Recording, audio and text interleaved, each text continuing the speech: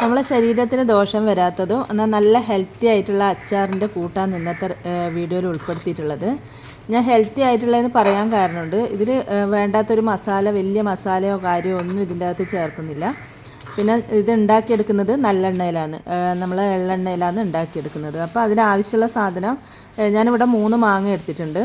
അപ്പം നല്ല പച്ചമാങ്ങയല്ല, കുറച്ച് നല്ല മൂത്തിട്ടുള്ള, പഴുക്കാൻ പാകത്തിന് മൂത്തിട്ടുള്ള പച്ചമാങ്ങയാണ് എടുത്തിട്ടുള്ളത്. അതിങ്ങനെ നീളത്തിൽ അരിഞ്ഞെടുക്കുക. ആദ്യം നീളത്തിൽ അരിഞ്ഞെടുക്കണം എന്ന് പറഞ്ഞത് നമുക്ക് ഫ്രൈ ചെയ്തെടുക്കാൻ വേണ്ടിയിട്ട് എളുപ്പത്തിന് വേണ്ടിയിട്ടാണ് കേട്ടോ.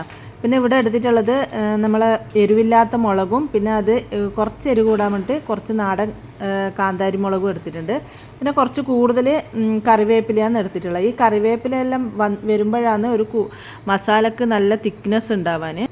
ആദ്യം കുറച്ച് കൂടുതൽ കടുകും പിന്നെ ഒരു കുറച്ച് ഉലുവയും കൂടി വറുത്ത് കോരി വെക്കുക. നന്നായിട്ട് ചൂടാക്കിയിട്ട് പൊടിക്കാൻ പാകത്തിന് ചൂടാക്കിയിട്ട് മാറ്റി വെക്കുക. അപ്പോൾ കടുകൊക്കെ കുറച്ച് കൂടുതൽ എടുക്കുന്നതാണ് നല്ലത്. മസാല കൂട്ടെന്ന് പറയുന്നത് ഇതെല്ലാം കൂടുമ്പോഴാണ് നമ്മളെ മസാലക്കൂട്ട് തിക്കായിട്ട് വരുന്നത്.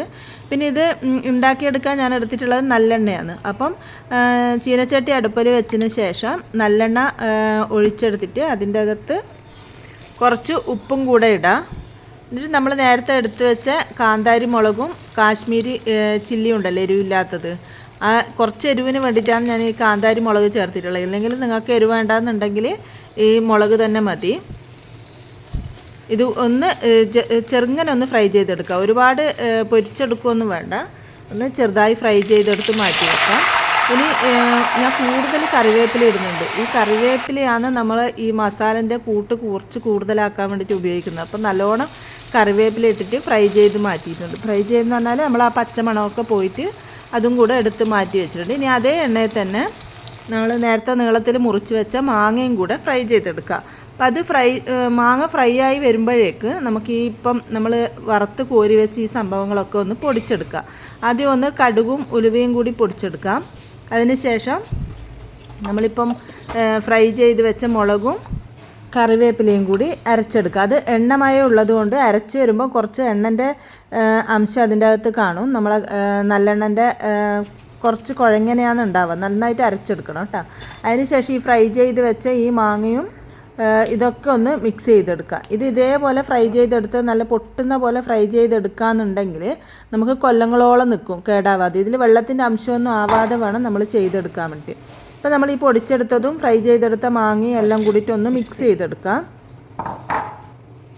നമ്മൾ നേരത്തെ ഫ്രൈ ചെയ്യുമ്പോൾ തന്നെ ഉപ്പിട്ടത് കൊണ്ട് ഇതൊക്കെ കുറച്ച് ഉപ്പ് പിടിച്ചിട്ടുണ്ടാവും. പക്ഷേ ഈ മിക്സ് ചെയ്യുന്ന സമയത്ത് നോക്കിയിട്ട് ആവശ്യത്തിന് ഉപ്പ് വേണമെന്നുണ്ടെങ്കിൽ ചേർക്കണം. അപ്പോൾ ഒന്ന് എടുത്ത് നമ്മൾ ടേസ്റ്റ് ചെയ്ത് നോക്കാം. അതിന് ശേഷം ആവശ്യമുണ്ടെങ്കിൽ മാത്രം ഉപ്പിടാം. കുറച്ച് ഉപ്പ് മാത്രമേ ഇടേണ്ടി വരുള്ളൂ. അപ്പോൾ ആ നല്ലെണ്ണയോട് കൂടിയിട്ടാണ് ഇത് മിക്സായിട്ട് കിടക്കുക. ഇതേപോലെ കുപ്പീൻ്റെ ഭരണിയിൽ വേണം ഇട്ട് വെക്കാൻ വേണ്ടി. പ്ലാസ്റ്റിക് കുപ്പിയിലൊന്നും ഇട്ട് വെക്കരുത്. ഇത് നമുക്കിനി എത്ര വർഷം കഴിഞ്ഞാൽ ഇതേപോലെ കേടുകൂടാതെ നിൽക്കും. നമ്മൾ വെള്ളത്തിൻ്റെ അംശമൊന്നും ഇതിലില്ലാതെയാണ് ചെയ്തെടുത്തിട്ടുള്ളത്. ഇനിയിപ്പോൾ മഴൻ്റെ സമയമൊക്കെ വരുമ്പോൾ മീനും കറിയൊക്കെ ക്ഷാമം വരുന്ന സമയമായിരിക്കും. അപ്പോൾ നമുക്ക് അച്ചാറൊക്കെ ഉണ്ടെങ്കിൽ നല്ലതല്ല. അപ്പോൾ ഒന്ന് ട്രൈ